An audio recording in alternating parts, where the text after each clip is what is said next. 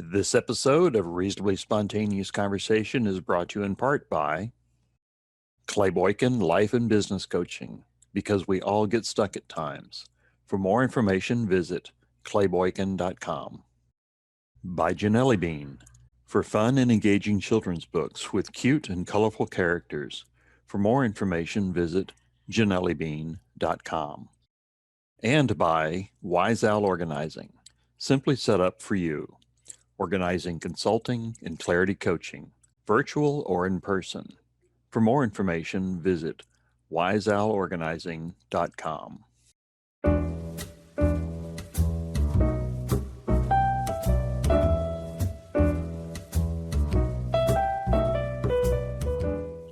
Hello, Julien. Hello, Dennis. Thanks for having me. Oh, it's my pleasure. What an amazing album. Could you please tell me the history, how you came up with it and how you're introducing this to the world? Yeah, so I've been singing in French for a while, but I really wanted to record also my own original music in French. And I turned to my mother and I asked her whether she would have some texts or poems from her from an earlier age. And I knew that she would. And she gave me these poems and texts when she was like 18, 19, 20 years old. And I read them. And then before I wrote music to it, I asked her to revisit these topics in the now, which is like 55 years later. So a lot of these songs on the album have a time lapse of half a century where my mother shares her new perspective on the same topics. There's a song about the relationship with her father, about the village fool, about an ex, about solitude. And so this became the concept of the album, an intergenerational songbook where my mother, in two different time perspectives, shares about these topics. One of the songs that I so relate to is your song, Uncle Pierre. Au revoir, Oncle Pierre, ta porte s'est refermée. Il était tellement doux, ton grand nid poussiéreux. Ta main brune était large pour dire à l'invité que tu partageais tout, ton pain et ton bon. I am the Uncle Pierre, the weirdo, the one that is out there in my family. Are and now you? that I know, yes, and now that I know that you have one also, tell me a little bit about that song. Yeah, so it's a song about the person, let's call him a person and not the village fool, which I did before, but it's a song about a person that lived in the village where my mother grew up. And the reason that I sometimes call him the village fool is because he was perceived as such by the adults. The adults despised him, they distrusted him, but he was very popular with the kids and he was a kind person. He was very kind to strangers and very kind to children. He would always have soup or anything else to share. It was like this house where you had to go 3 steps down and then you came into this dusty abode, this dusty, messy house, but there was always this very warm, pleasant vibe, as my mother describes it and as she remembers it. So what I wanted to do with this song is to capture that and also to sing about and for this person who was kind of forgotten, obviously. He was, in a way, a nobody, but for many people, especially the children, he was a very special, dear person. And fortunately, we had the lovely opportunity to have you and your mother talking about the writing and creation of this album. So let's take a look at that interview. I think when we started, we were very careful with each other not to go into the field of the other. I was given an assignment by Julien. He chose a couple of poems and he asked me to revisit the poem and go on with it with the same perspective, but in the time now. So with a new perspective. With a new perspective, yes, but with exactly the same theme. Your grandfather, your mother's father, takes such a central role on this album. Could you talk more about it? Yeah. In the last years of his life, a very special kind of tenderness grew between him and me. And obviously, in a way, there's always like a bigger ease between grandparents and grandchildren than between parents and their children. That's just seems to be the way in most cases.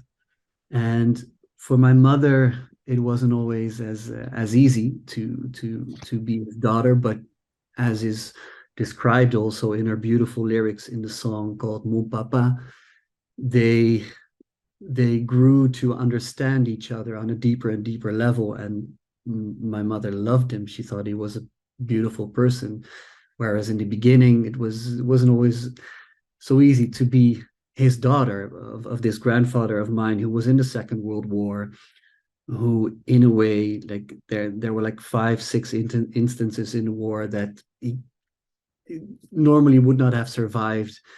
A clairvoyant once, or a hand reader once, was reading his hand, and she told him, like, you died when you were 22 years old. How are you still alive? And he was like, that makes sense. Yeah, I did actually die then. Ce soir-là, il pleuvait, et sous la pluie je chantais, l'eau me giflait les joues, ruisselait sur mon cou quand je fermais la porte. Sur la tempête forte, je m'ébrouais trempé, et puis me fis sécher. Lui, il était assis, pas un mot, pas un bruit. La télé allumée, trompait cette terre gelée. Je m'enfermais sans elle, pour la laver les ailes. J'ouvris grand la fenêtre, pour que la nuit pénètre. J'avais le cœur en berne, tête lourde, grosse peine. Sans une seule parole, j'astiquais ces casseroles.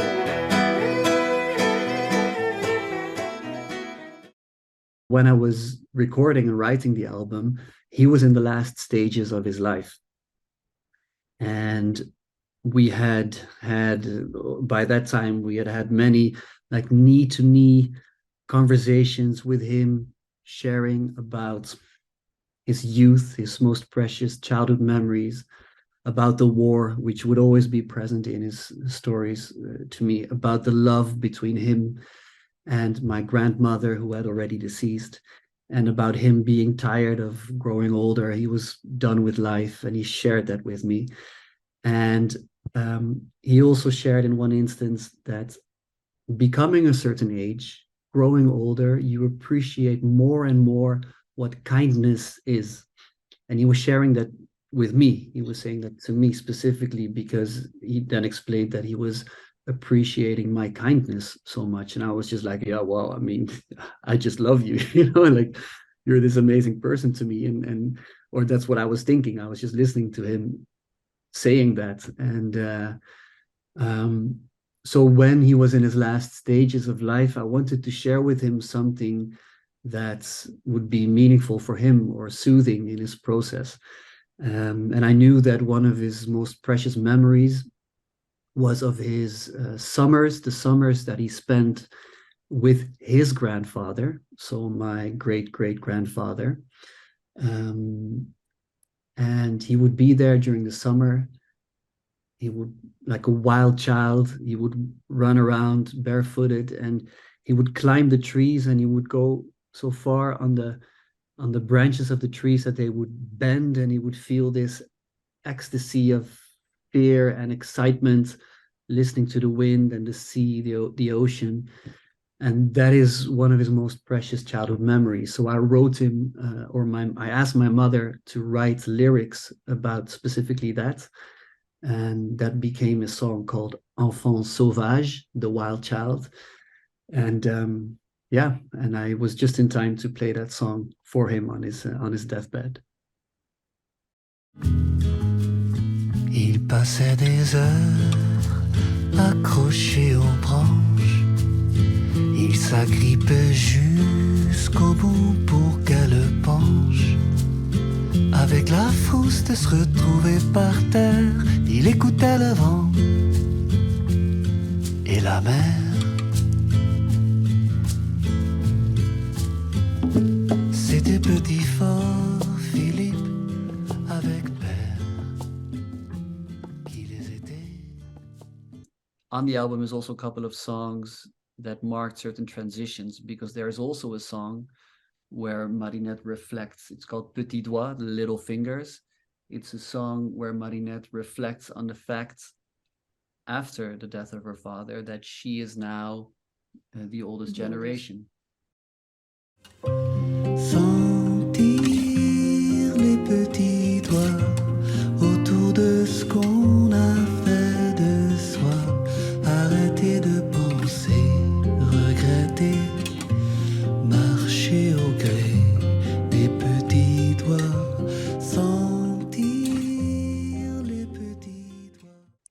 Julien, talk about your musical influences, the roots where all this music comes from. The ones that come to mind are Barbara, a French singer, Georges Brassens, but also in more recent times, in the now, this huge artist called Stromae. He's from Belgium. Stromae, for me, is the biggest creator in pop music since the likes of Michael Jackson. It's hard to underestimate this guy.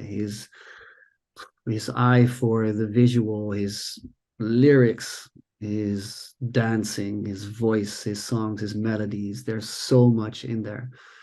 And I think just only like my song Oncle Pierre, the first song of the album, there's a huge Stromae influence there. The play with words, the just going somewhere with the melody and just enjoying the texture of the lyrics. Yeah, there's a lot of Stromae in there. And we had the pleasure of discussing the musical influences with your mother in our previous interview. We did. Barbara was for me a very big artist. I was 17 or 18 years old, and I felt she was able to formulate feelings that were in me, but I didn't have words for it. And then I heard that she was coming to Dijon, that was the town where we were living. And my godmother didn't say anything, but 2 days later she said, "Could you pass to my house?" And then I got an envelope with a ticket for Barbara. So she stood up from the piano, she took a rocking chair, she put that at the edge of the stage. At the end of the stage, and then started talking with the public. With the audience. So what I want to do for our performance is to have Marinette on the stage in a rocking chair. In black. And in black. In black. with the eyeliner. Oh, yeah. She had like a very specific makeup. Yeah. Yes. We are now in my parents' house in Amersfoort, which is like an hour from Amsterdam. And yeah, we were just reminding each other before this conversation that in 2011, I was here in the house recording an album with a band of mine. And we had all kinds of expensive equipment that we had borrowed. And I was the cook. You were the cook. Oh yeah, it was a wonderful time. And then hey, we all have to eat if we're going to be our artists as we're going. So continue. Exactly. And then 1 week after we finished recording the album, something quite tragic happened. Yeah, maybe you're the one to share. We had a fire in the first floor of the house, which started in my study room. So I lost everything. And everything is? And everything is all my books, all my studies, all my research. Letters.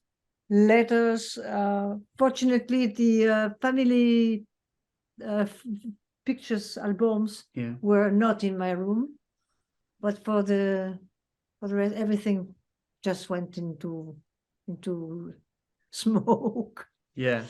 Um, And that was like the center of your world, like it was her, it was my all thing. her documents, all her letters, and it was actually.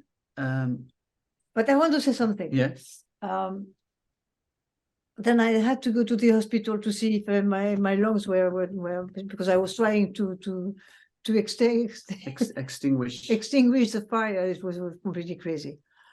But the very first thing that my daughter said to me when she saw me, she said, Mom, you have lost everything, but everything is in you. Now, this is still reasoning regularly. And this one said to me, as the first remark, you were just saying that your room was too full and that you had really to arrange it and sort it out. Oh, the fire did it for you. Voila. So, and I could really value this type of hard humor. Yeah. But you were actually really surprised that these words that are now on the album, that they survived, because you were actually like, how were they not? Yeah, I don't understand, but all my material was in that room, but the Cahiers. So Cahiers is French for the notebooks. The notebooks, they are just saved. They were somewhere else. They were somewhere else, and I don't recall where they were. So that's why we still had these words. And one last thing, which I also want to share, which is, a little bit crazy, but it did happen. The day after the fire, I went into the study room, and everything was just black. It was just one black space. And in the floor, there was like a hole, that really, like the fire had started on the floor, and it really created like this dent, like the hole in the floor, and everything was black. And I walked around a bit, and then I saw that in that hole was one paper that was not totally black. It was just burnt along the edges. And I took it out, and it was words, famous words by Leonard Cohen. So in that black room, I found this one paper, and on it said, in the Dutch version, it was a Dutch translation, but I'll say it in English. It's the one that goes, "Ring the bells that still can ring. Forget your perfect offering. There is a crack in everything. That's how the light gets in." What a way to end it. Oh, Marina, thank you so much for giving me this time today, giving us this opportunity to be able to look inside your life and the evolution of your life. And Julien, thank you again for giving me the opportunity to be able to know you and to be part of this process that we're going through. Thank you, Dennis. Thank you so much. All right. Thank you. And thank you, everybody. The album will be out. We'll get a chance to be able to listen to it all. Il passait des heures accroché aux branches. Il s'agrippait jusqu'au bout pour qu'elle penche. This episode of Reasonably Spontaneous Conversations has been brought to you in part by In Search of the New Compassionate Male. For more information, go to newcompassionatemale.com.